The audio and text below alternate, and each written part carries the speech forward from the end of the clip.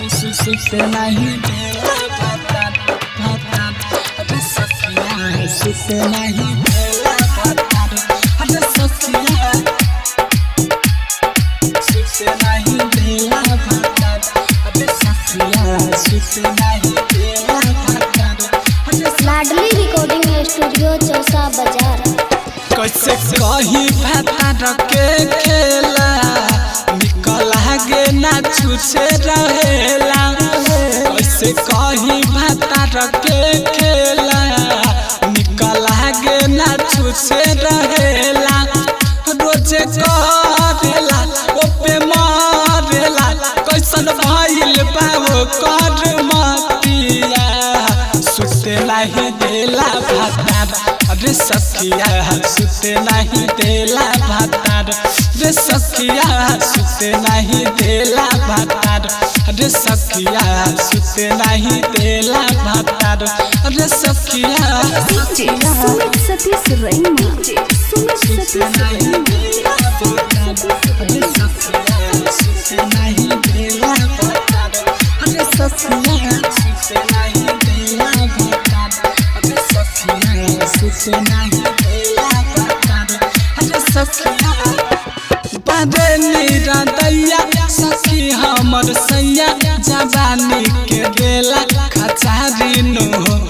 बतेला कमरिया उठेला दरदिया उ मन भर खैले पसारी नो पसारी नो बादे नीरा दैया सखी हमर सैया जवानी के बेला खचारी नो बतेला कमरिया उठेला दरदिया उ मन भर खैले पसारी नो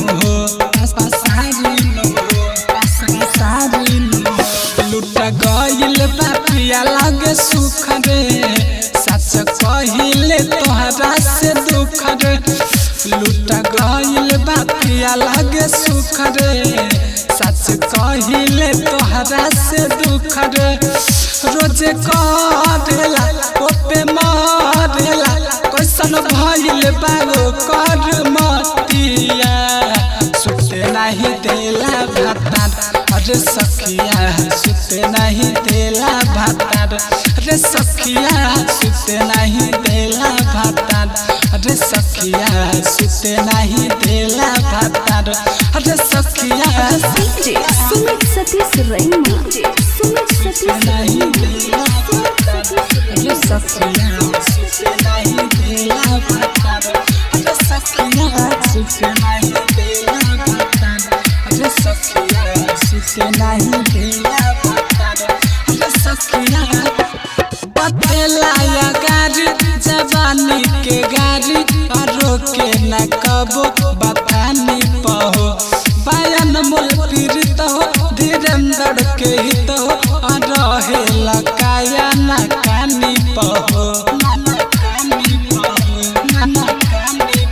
बतेला या गाड़ी जवानी के गाड़ी